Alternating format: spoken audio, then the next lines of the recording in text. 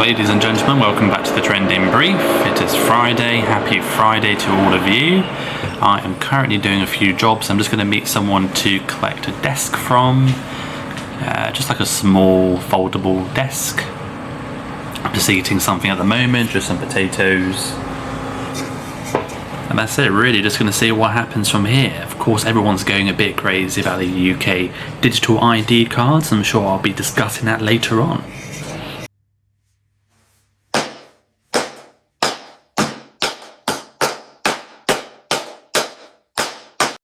Right, there is so much traffic at this moment in time. I thought, you know what, let's just talk a little bit. Of course, today is the official announcement of the digital ID in the UK.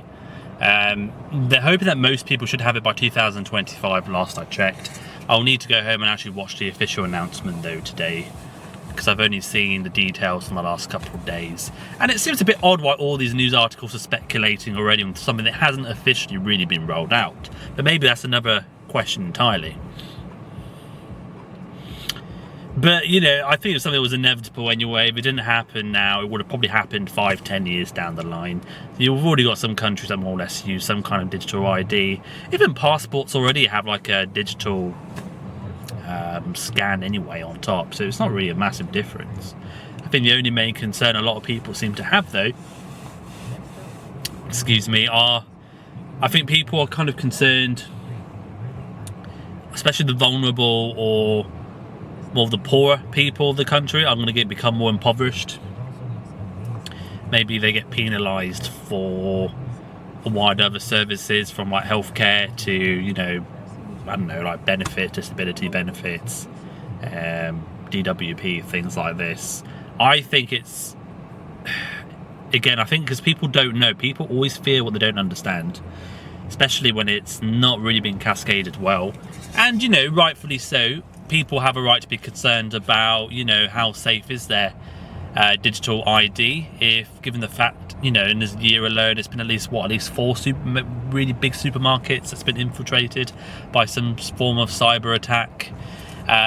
Could it create another black market? Would it probably then lead to penalising people on carbon usage? I think that's what's going to happen.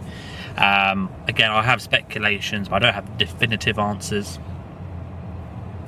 I would imagine as well there will be some kind of green energy eco side involved as well. They'll probably start tracking certain people's usages on certain carbon usage, carbon footprint in the old days. I don't even know if they still use that, to be honest. But yeah, certainly in terms of carbon usage, they'll probably use that to monitor or maybe tax or penalise people for using certain amounts. Certainly when it comes to taxation, I think it'll be a very interesting one to observe. Will there be any benefits to like a tax incentive for businesses or not? It's just more questions than answers. But you know, they've obviously followed the model somewhere. I think it's a load of rubbish when they're going to claim it's meant to somehow help decrease immigrants. If immigrants come in, they're going to come in regardless. If they're coming for a gig economy job, they're going to come in. Unless the police start scanning every gig economy delivery drive again, people are still going to come in.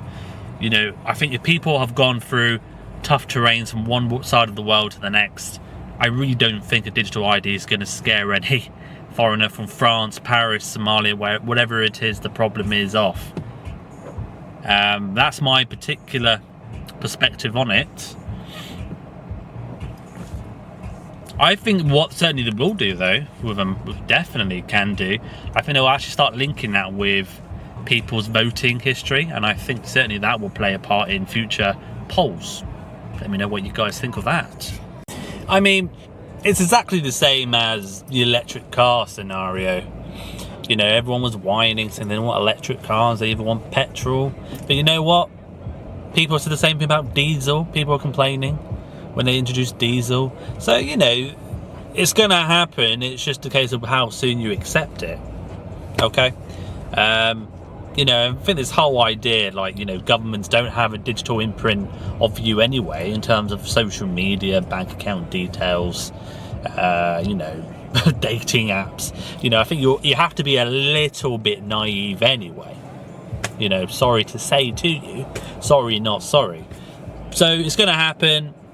Obviously, what it is in terms of information you declare or don't have to declare, they said there's some information they'll minimise. It's like a little bit backwards and forwards, a little bit contradictory. But they said the whole idea is that, you know, you won't need to carry, you can still of course use your physical passports and things, but that everything will be stored under one. But I think the question is really, what for? You know, I think the problem is it's not really, again, I don't really think it's gonna deter people from coming to the UK, whether you're working legally or not, or flying on a, what do you call it, one of those rubber dinghies from France. I think it will be interesting. I think my biggest concern is in terms of like banking, probably. We know there's been sort of an idea where some banks, you know, they can sort of access your funds now. We know they even limit how much you can deposit or take out, and will they have a bit more autonomy over that control?